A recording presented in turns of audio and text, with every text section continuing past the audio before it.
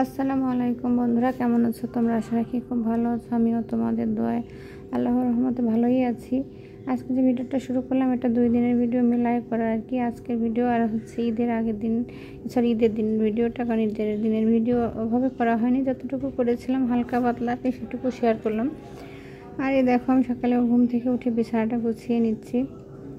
মাঝে মাঝে ঘুম থেকে উঠে আগে বিছানাটা ঠিক করি, পরে আবার মাঝে মাঝে ঠিক করা হয় না। আর এটা হচ্ছে আমার রাত্রেবেলা আমি ডাইনিং সব গুছিয়ে রেখেছিলাম, আর এগুলো হচ্ছে রাত্রে তেল নিয়ে আসা হয়েছে, সেই তেলটা সরানো হয়নি। আর ওই যে ডাক্তার দেখানো সেই ফাইল টাইল সব ওখানে পড়ে আছে। আর আমি রাত্রেবেলা এখানে শুই ফ্লোরে, কারণ আমার এত পরিমাণে পিঠে ব্যথা যে আমি বিছানায় শুতে পারি না। যাই হোক, সব কিছু যেগুলো ছিল এলোমেলো এগুলো গোছালাম, ঘরটা এমনি গোছানো ছিল। আর এই যে হচ্ছে সকালে ছেলে যে নাস্তা নিয়ে আসছে, আমার শরীরটা অনেক খারাপ ছিল, যে ভাত বা যাই রান্না করি না কেন এগুলো মানে করার মতো কোনো ছিল না। কিন্তু ওই পেট তো শুনবে না এক, দ্বিতীয়ত আমি পড়ে থাকলে সবই পড়ে থাকবে, এটাই স্বাভাবিক। আমার ক্ষেত্রে না, সবার ক্ষেত্রেই, সব বাসায় একই কাহিনী, একই অবস্থা। মা বা মহিলারা পড়ে থাকলে তাদের সংসার অচল হয়ে যায়। তা ওদেরকে দিয়ে তারপরে নাস্তা দিলাম, দিয়ে হচ্ছে আমি যে একটু চা বানাতে আসলাম, কিন্তু চা বানাতে এসে আমার দুধটা লেগে গেল চারপাশ দিয়ে। আমার আবার দুধ চাটা মনে হয় যে দিয়ে কী বলে ওকে, চা দিয়ে জ্বালালে মনে হয় শরটা ভিতরে জমে থাকে, এই জন্য আমি দুধ আগে চাটা জাল দিয়ে নিই, 2 পাতিলে দিই আর কি। মাঝে মাঝে বেশিরভাগ সময় আমি এই করি, আরও বেশি গাঢ় করে দুধ দিয়ে যদি খাই তাহলে। এই খাওয়া দাওয়া শেষ, এইটুকু পর্যন্ত হচ্ছে আজকের ভিডিও। এরপরে হচ্ছে আজকে এখন দেখতে পাচ্ছ আমার ঈদের দিনের সকালের ভিডিও। সকালে ঘুম থেকে উঠে সেমাই রান্না করেছিলাম, রান্না করে রেখে তারপরে হচ্ছে যেহেতু কোরবানির ঈদ, আগে পেঁয়াজ রসুন কেটে নিচ্ছে যেন মানে মাংস আসার সাথে উঠাই দিতে পারি। আর এই দেখো চলে আসছে মাংস। এখন মাংসটা সব আলাদা করতেছি, কারণ কোরবানির মাংস আমরা সবাই জানি এক এক ভাগে থাকে, মাথা মাংস থাকে কোথাও কোথাও, শুধু হাড্ডি থাকে, কোনো ভাগে শুধু মাংস থাকে। এগুলো সব মিশাতে হয় বা আলাদা করতে হয়, কোনটা কীভাবে রাখবো। আর যেহেতু আত্মীয় স্বজন সবাইকে দিতে হবে, যার জন্য সব মাংসগুলো পুরাটাই আলাদা করে নিচ্ছি। হাড্ডিগুলো আলাদা করতেছি, মাংসগুলো মানে সব কলিজা টলিজা যেগুলো আছে সেগুলো আলাদা করতেছি।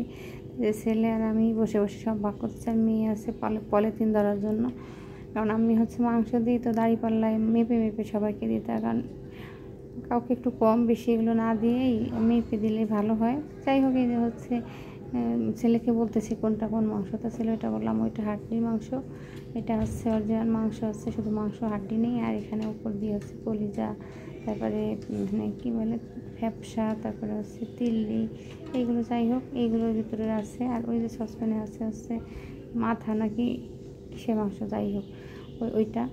তাই যে এখন এর ভিতরে চর্বি যেগুলো আছে ওইগুলো আলাদা করতেছি, কারণ মাংসের ভিতরে বেশি চর্বি থাকলে আবার ওইটা দিলেও অনেক লাগে, যে তেল দিয়ে ফেললাম মনে হয় সবাইকে। তো এই যে দুজনে বসে সব আলাদা আলাদা করে এই যে এখন আমি ভাগ করব, ভাগ করে তারপরে হচ্ছে রান্না করতে যাব। একবার মনে করেছিলাম যে আগে রান্নাটা শেষ করে তারপরে, এটা হচ্ছে পায়ের সাইডে, আগে মনে করলাম যে মাংসটা আগে চুলায় দিয়ে আসি তারপরে হচ্ছে ভাগ করব, কিন্তু দেখলাম যে না, আসলে মাংসটা ভাগ না করে শান্তি পাবো না, আগে ভাগটা করি তারপরে হচ্ছে ওখান থেকে মেপে রান্না করব। ঈদের দিন তো বুঝতেই পারছো, অল্প একটু রান্না করলে ভালো লাগে না, অনেক মাংসই রান্না করতে হয়। আর এই যে দেখো নিয়ে আসছি, এখানে হচ্ছে 6 কেজি মাংস আছে। মাংস সব ভাগ করে দিয়ে তারপর রান্না করতে চলে আসলাম। এই যে মাংসটা ওটা দেবো,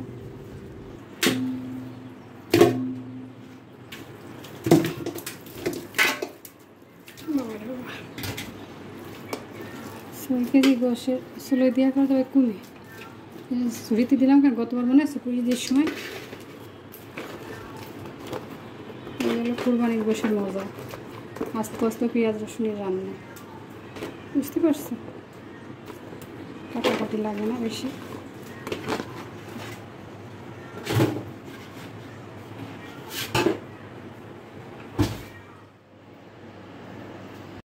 তো বাকি রান্না যেটা করেছি সেটা অবশ্যই ভিডিও করা হয়নি বা করিও নি ইচ্ছা করে, কারণ আমার মনে হয় কুরবানি ঈদের সবচেয়ে বেশি আকর্ষণ থাকে মানে কুরবানির মাংসটা। তো চিন্তা করলে কুরবানির মাংসটাই রান্না করা দেখাই। আর সব মশলা দিয়ে আমি হচ্ছে এটা হাতে মেখে আছে উঠাই দেবো। কুরবানির মাংস মানে হাতে মাখা মাংস, এটা আসলে এর স্বাদ মানে বোঝানো যাবে না কতটা স্বাদে। তো আজকের ভিডিওটা কেমন হলো তোমরা অবশ্যই লিখে জানিও। আর যারা আমার ভিডিওটা দেখো তারা একটা করে লাইক দিও, তোমার কাছে আমার অনুরোধ। থাকবে, আর যারা নতুন তারা আমার চ্যানেলটা সাবস্ক্রাইব করো। এখানে হচ্ছে আমি মাংসটা রান্নার চুলায় দিয়ে তারপরে হচ্ছে বাদ বাকি ভুঁড়িটা আছে না, ভুঁড়িটাও পরিষ্কার করতে হবে, কারণ ভুঁড়িটাও পরিষ্কার না করে পরে আবার অনেক কষ্ট, যার জন্য ভুঁড়িটাও পরিষ্কার করে নেব। চিন্তা করলাম মাংসটা উঠাই দিই, তারপরে হচ্ছে এই কাজগুলো করে ফেলি। একা হাতের কাজ করতে আসলে অনেক কষ্ট হয়ে যায়, আর শরীরটা ভালো থাকার তো কোনো কথাই না। সেই দেখো মাংসটা রান্না হচ্ছে আস্তে আস্তে করে, ভুঁড়িটা পরিষ্কার করে নিয়েছিলাম, ভুঁড়িটা পরিষ্কার করে দিয়েছি। তারপরে হচ্ছে খাবার দিতে আমাদের আমি প্রত্যেকটা মাংস খাওয়াই, আজকে ঈদের দিন যেহেতু, তাই মনে করলাম যে আজকে মাছ দেবো সবাইকে, আজকে মাংস দিব না। তাই এই বাড়িতে ওদের জন্য ব্যতিক্রম আয়োজন, সেটা হচ্ছে মাছ।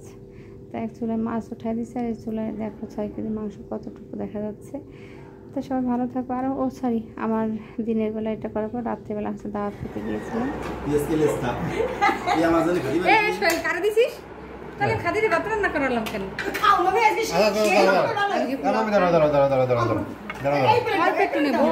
আমি যেন মেয়ে প্রতিভা সেরকম নেবো।